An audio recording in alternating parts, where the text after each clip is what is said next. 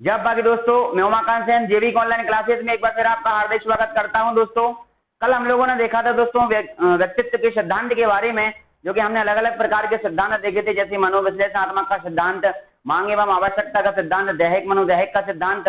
इस प्रकार से हमने कई मनोवैज्ञानिक सिद्धांत के बारे में देखा था। दोस्तों आज हम देखेंगे दोस्तों क्या व्यक्तित्व के मापन की विधियों के बारे में। आज हम देखेंगे व्यक्तित्व के मापन की जो विधियां होती हैं वह कौन कौन सी विधियां होती हैं, और यह है आपका संविदा शिक्षक वर्ग 3 का बहुत ही अहम पार्ट है। इसमें से आपसे प्रश्न किया जाता है क्योंकि इसका प्रयोग पेडागोजी में भी किया जाता है, इसलिए इसको ध्यान से पढ़िएगा दोस्तों। अब हम यहाँ प्रारंभ करते हैं दोस्तों क्या व्यक्तित्व मापन की विधियां। व्यक्तित्व मापन की जो विधियां हैं दोस्तों, जिसमें व्यक्ति के व्यवहार का मापन किया जाता है और वह किन किन विधियों के आधार पर किया जाता है, इसीलिए इसे क्या कहा जाता है, व्यक्तित्व मापन की विधियां। सबसे पहला जो इसका मापन की विधि है दोस्तों वह कहलाती है आत्मनिष्ठ विधि। कौन सी विधि कहलाती है दोस्तों? आत्मनिष्ठ विधि कहलाती है, या इसको अवलोकन विधि भी कहा जाता है। दोस्तों इस विधि में क्या होता है कि एक ही समय में एक ही व्यक्ति के एक ही व्यक्तित्व के बारे में पता लगाना, एक ही समय में एक ही व्यक्ति के व्यवहार का पता लगाना क्या कहलाता है, आत्मनिष्ठ विधि कहलाता है। दोस्तों जैसे कि अगर मैं बताऊं कि जिसमें स्वयं को अपने विषय की जब राय लेना विशेष महत्व माना जाता है, जैसे कि मैंने आपको बताया एक ही समय में एक ही व्यक्ति के व्यक्तित्व का मापन किया जा सके, एक ही समय हो, एक ही वक्त हो, एक ही व्यक्ति का उसके व्यक्तित्व का मापन किया जा सके, उसे आत्मनिष्ठ विधि कहलाती है। जिसमें स्वयं की अपने विषय में राय जब विशेष महत्व रखती है, मतलब कि जो आपने विधि का जो आप जिस विधि के द्वारा व्यक्तित्व का मापन कर रहे हैं, उस मापन करने के लिए आपको अपने स्वयं की राय लेना बहुत ही ज्यादा महत्वपूर्ण मानी जाती है दोस्तों, वह विधि कहलाती है दोस्तों आत्मनिष्ठ विधि कहलाती है। और इस विधि के अंतर्गत कई प्रकार की विधियां आती हैं दोस्तों। इसमें कौन कौन से जो एग्जाम्पल होते हैं, जैसे कि दोस्तों आत्मकथा।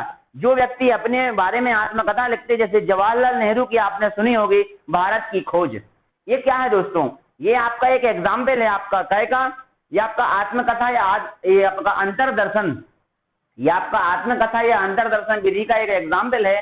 तो उसी के आधार पर देखिए दोस्तों आत्मकथा है, केस हिस्ट्री है, रेटिंग स्केल है, दैनिक डायरिया है, जीवन वृतांत है, जीवन गाथा है। इस प्रकार के जो उदाहरण होते हैं वह हमारे आत्मनिष्ठ विधि के अंतर्गत आते हैं दोस्तों।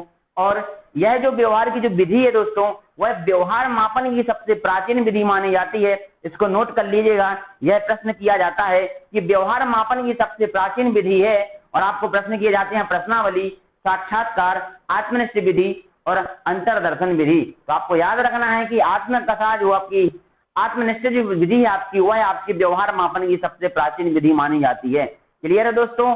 अब देखिए इसके अंतर्गत आता क्या क्या है, एक बार इसको रिवाइज कर लेते हैं दोस्तों। हम पढ़ रहे हैं व्यक्तित्व मापन की विधियां। सबसे पहली जो हमारी विधि है वह है आत्मनिष्ठ विधि, जिसका मतलब क्या है, एक ही समय में एक ही व्यक्ति के व्यक्तित्व का मापन किया जा सके, वह आत्मनिष्ठ विधि कहलाती है। एक ही समय में एक ही व्यक्ति का व्यक्तित्व मापन किया जा सके, वह आत्मनिष्ठ विधि कहलाती है। इस विधि में स्वयं की राय लेना विशेष महत्वपूर्ण होता है, और इसके अंतर्गत कौन कौन से आते हैं, जैसे कि दोस्तों आत्मकथा, केस हिस्ट्री, रेटिंग स्केल, जीवन वृतांत और दोस्तों जीवन गाथा। इस प्रकार के कुछ एग्जाम्पल भी इसमें आते हैं। और व्यक्तित्व मापन की यह सबसे व्यवहार मापन की जो विधि है दोस्तों, सबसे प्राचीन विधि मानी जाती है, जो कि प्रश्न में आपसे कई बार किया जाता है दोस्तों। इसके बाद हम पढ़ेंगे दोस्तों इसके अंतर्गत कौन कौन सी विधियां आती हैं। पहली विधि है दोस्तों हमारी आत्मकथा अंतरदर्शन की विधि। इसके जो प्रवर्तक हैं दोस्तों वह कौन है, वह आपके विलियम वुंट है, जिनका नाम होता है दोस्तों टिचनर। इन्होंने क्या किया दोस्तों, यह सबसे प्राचीनतम विधि मानी जाती है। जैसे आत्मकथा आत्मदर्शन विधि है जो, यह इसकी दो विशेषताएं हैं, प्राचीन विधि मानी जाती है और यह मनोवैज्ञानिक विधि नहीं है। यह जो विधि है दोस्तों यह मनोवैज्ञानिक विधि नहीं है, इसीलिए वर्तमान समय में इस विधि का प्रयोग नहीं किया जाता है। आपसे प्रश्न किया जाता है कि आत्मकथा जो आपकी आत्मकथा विधि होती है, आत्मदर्शन जो विधि होती है, उसका प्रयोग वर्तमान समय में क्यों नहीं किया जाता है, तो उसका एक सार्थक जो रीजन है वह यह है कि यह मनोवैज्ञानिक विधि नहीं है, जिस कारण से इसका प्रयोग आधुनिक समय में नहीं किया जाता है दोस्तों। और यह एक प्राचीनतम विधि मानी जाती है, यह आपका।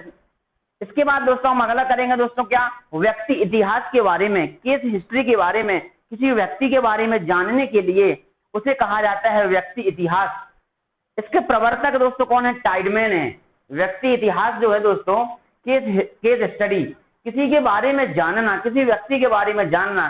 जैसे कि दोस्तों हम आपको बताएं, अगर आप कहीं किसी गांव में जाते हैं, अगर आप किसी शहर में जाते हैं, किसी के रिश्ते संबंधी बात करने के लिए जाते हैं, आप किसी के घर जाते हैं, अगर आपको उस घर की कोई जानकारी निकालनी होती है तो आप क्या करते हैं? उस व्यक्ति का, उसके आसपास के पड़ोस के लोगों से उसके बारे में जानकारी लेने की कोशिश करते हैं कि वह व्यक्ति का व्यवहार कैसा है, उस व्यक्ति का समाज में क्या स्थान है, तो वह क्या है। आप क्या कर रहे हैं? आप उसकी केस स्टडी कर रहे हैं। आप उसकी क्या कर रहे हैं? केस स्टडी कर रहे हैं। आप उस व्यक्ति का इतिहास निकाल रहे हैं। तो यह जो विधि कहलाती है दोस्तों, वह कहलाती है व्यक्ति इतिहास विधि, मतलब केस स्टडी विधि। यह किसने दी दोस्तों? यह टाइडमैन ने दी है। इसे दोस्तों निदानात्मक अध्ययन की सर्वश्रेष्ठ विधि कहा जाता है। इसे इंपॉर्टेंट लगा लीजिएगा दोस्तों कि निदानात्मक अध्ययन, निदानात्मक विधि की सर्वश्रेष्ठ विधि कौन सी विधि मानी जाती है? तो याद रखिएगा दोस्तों, व्यक्ति इतिहास केस स्टडी जो विधि होती है वह हमारे निदान विधि की सर्वश्रेष्ठ विधि मानी जाती है, जिसमें किसी भी समस्या का निदान किया जाता है। इसके बाद दोस्तों अगली जो विधि है दोस्तों, वह हमारी प्रश्नावली विधि, परिसूची विधि, या ऐसे कागज पेन विधि भी कहा जाता है। प्रश्नावली विधि के दोस्तों प्रवर्तक जो है वह आर एस वुडवर्थ हैं। इसमें क्या होता है दोस्तों? इसमें आमने सामने बैठकर प्रश्न किया जाता है। इसमें जरूरी नहीं होता कि व्यक्ति आमने सामने हो। एक बात नोट कर लीजिएगा दोस्तों, यह प्रश्न कई बार पिछली परीक्षाओं में पूछा गया है कि आमने सामने बैठना अनिवार्य होता है। जी नहीं, प्रश्नावली विधि में आमने सामने बैठना अनिवार्य नहीं होता है, क्योंकि प्रश्नावली विधि में सिर्फ आपसे ऑप्शन किए जाते हैं। वह ऑप्शन आपसे किसी भी माध्यम से कर लिए जा सकते हैं, चाहे वो आपका ऑनलाइन माध्यम हो, चाहे वो आपका ऑफलाइन माध्यम हो। उसमें ऐसा है कि अगर आप ऑफलाइन माध्यम में रहते हैं तो वह आमने सामने प्रश्न मंच प्रतियोगिता में आपके सामने रहकर आपसे मापन कर लिया जा सकता है। लेकिन दोस्तों अगर हम मान के चलो, अगर आप कोई ऑनलाइन टेस्ट दे रहे हैं, ऑनलाइन प्रश्नावली दे रहे हैं, तो उसमें आपका आमने सामने रहने का कोई सवाल पैदा नहीं होता दोस्तों। तो इसमें यह जरूरी नहीं होता कि व्यक्ति का आमने सामने होना चाहिए। ये दोस्तों 3-4 प्रकार की विधियां होती हैं। एक तो होती है दोस्तों हाँ या ना में, ये होती है सही या गलत में। जैसे कि क्या आप वहां जा रहे हैं, प्रश्न किया गया, आपसे पूछा जाएगा हाँ या ना, ठीक है। और दूसरा दोस्तों एक आता है, जैसे आप लोग एग्जाम वगैरह देते हैं, कोई भी एग्जाम प्रश्न किया जाता है, उसमें 4 विकल्प दिए जाते हैं, उन 4 में से कोई एक आपको चूज करना होता है। एक दूसरी विधि इस प्रकार की होती है दोस्तों, तो ये कहलाती है कौन सी? प्रश्नावली परिसूची या कागज पेन की विधि कहलाती है दोस्तों। अगली जो है दोस्तों वह है दोस्तों हमारी साक्षात्कार, जिसे हम अपनी आम भाषा में कहते हैं दोस्तों इंटरव्यू विधि। इस विधि में दोस्तों हमारा आमने सामने होना अनिवार्य होता है। इसमें एक व्यक्ति से व्यक्ति के द्वारा सवाल किए जाते हैं। आप समझ चुके होंगे दोस्तों कि इंटरव्यू जो विधि कहलाती है वह कहलाती है साक्षात्कार विधि। इस प्रकार की दोस्तों हमारी विधियां होती हैं। कौन कौन सी?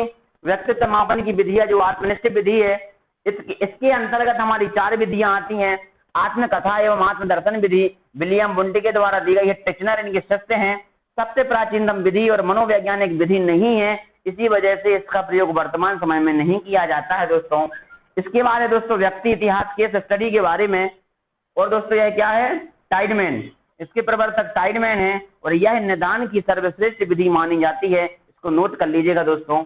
अगली जो है दोस्तों प्रश्नावली विधि है, वह इसे परिसूची विधि भी कहा जाता है या कागज पेन की विधि भी कहा जाता है। इसमें दोस्तों आर एस वुडवर्थ जो इनके प्रवर्तक माने जाते हैं। इसमें दोस्तों प्रश्न किए जाते हैं, हाँ या ना में किए जाते हैं, सही विकल्प में किए जाते हैं, वह प्रश्नावली विधि कहलाती है। और सबसे चौथी जो विधि कहलाती है वह होती है दोस्तों साक्षात्कार विधि, और साक्षात्कार से हम लोग आम भाषा में इंटरव्यू कहते हैं। तो क्लियर है दोस्तों, मैंने आज यहाँ पे पढ़ा दोस्तों क्या? आत्मनिष्ठ विधि के बारे में। कल हम देखेंगे दोस्तों प्रक्षेप विधि के बारे में। दोस्तों आज के लिए हमारे लिए इतना ही काफी दोस्तों। जितने लोग चैनल को देख रहे हैं सभी लोग चैनल को सब्सक्राइब जरूर करिएगा दोस्तों, वीडियो को शेयर जरूर करिएगा दोस्तों। और जितने लोग चैनल को देख रहे हैं, आगे लोग आपको वीडियो अगर पसंद आए तो वीडियो को लाइक जरूर करिएगा दोस्तों। आज के लिए इतना ही काफी है दोस्तों। जय बागी।